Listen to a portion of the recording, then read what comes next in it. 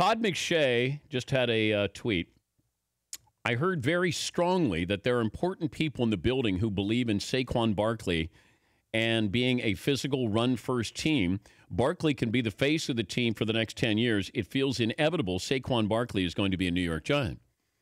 All right, well, the news is it feels inevitable that Saquon Barkley is going to be a New York Giant. The other stuff, hello, I love Saquon Barkley. And if I'm the Giants and I have that nucleus, aside from my quarterback, and I can put that nucleus together under 25 years of age, why would I bypass that?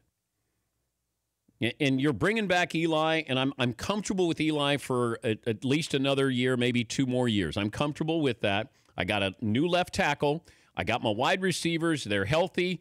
Odell wants to prove a point. I got Saquon Barkley in there. I can use him like the Cowboys do Ezekiel Elliott. I mean, what are you waiting for? Unless you're going to tell me Sam Darnold is so good we can't pass him up. If Sam Darnold's sitting there at 2, and I'm the Giants, I still go Saquon Barkley.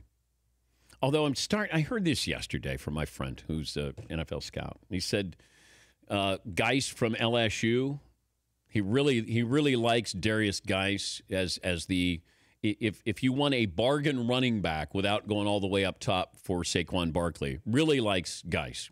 I went, okay. Yeah. So, yeah, Paulie.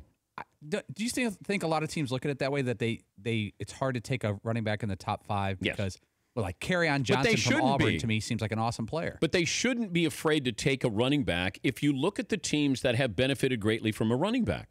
Think of the Rams with Todd Gurley and the pressure that he takes off Jared Goff. That ability to be able to control the clock so your defense is fresher when they come on the field. Look at what Ezekiel Elliott meant to the Dallas Cowboys. That defense wasn't any good, but he kept them off the field, so when they did come on, they were better than what they really were. And then I look at Leonard Fournette in Jacksonville. I take the ball out of Blake Bortles' hands more often, and I also keep that defense fresh when they come on the field. So there's a correlation there with running backs where I think that we got to the point where we're like, well, you can't take one. Well, we were taking bad running backs up top. Trent Richardson soured everybody on taking a running back. He was a power running back from a great school playing in the SEC and failed miserably. But if Saquon Barkley is the real deal and these guys have done their due diligence, then why wouldn't I take that? If I want to limit Eli, so Eli doesn't have to throw it 35 times. And Pat Shurmur is able to spread the wealth, and I've got a great tight end, I've got a great wide receiver, and I can have a great running back. How many teams have that? Right? And that's why I wouldn't pass up Saquon Barkley. Look, I could be completely wrong with this.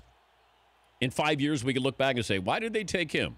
The only way I think that he would be a bust is if he gets injured. Yeah, Paul. But is the position diminished because it's a 6-year window of using this person? Financially, everything. The odds are that 6 years from now, Saquon Barkley will be trying to get a contract, and the Giants, let's say they draft him, won't want to pay him that next big deal.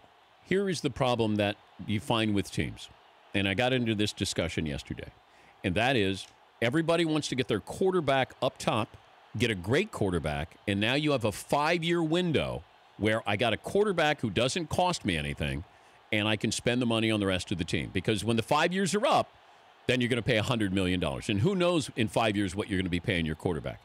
5-year window. That's why Russell Wilson helped Seattle so much where they drafted him.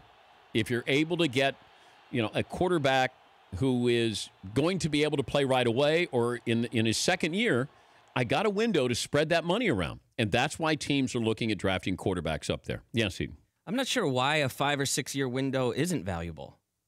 I mean, wouldn't you sign your team up right now to say, all right, for the next 6 years, you pay this guy, draft this guy, for the next 6 years, you're going to have a legit shot at winning a Super Bowl? Who wouldn't sign up for that? But how much money are you spending on your quarterback? So the Giants spent all this money on Eli Manning. If you can get Eli off the books and you got Sam Darnold in there, now you reset the 5-year window here. And, so that changes your game plan here. They're ready to win now. That's why I said I would have Eli Manning. They're ready to win now.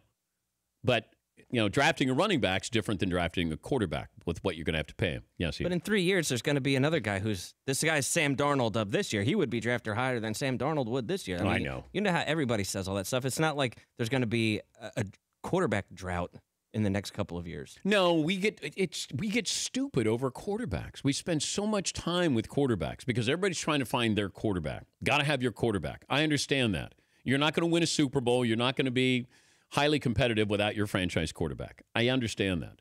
But you don't have to take a quarterback just because you have the second or third pick in the draft. For more Dan Patrick Show, tune to Audience Channel 239 on DirecTV or download the Dan Patrick Show app.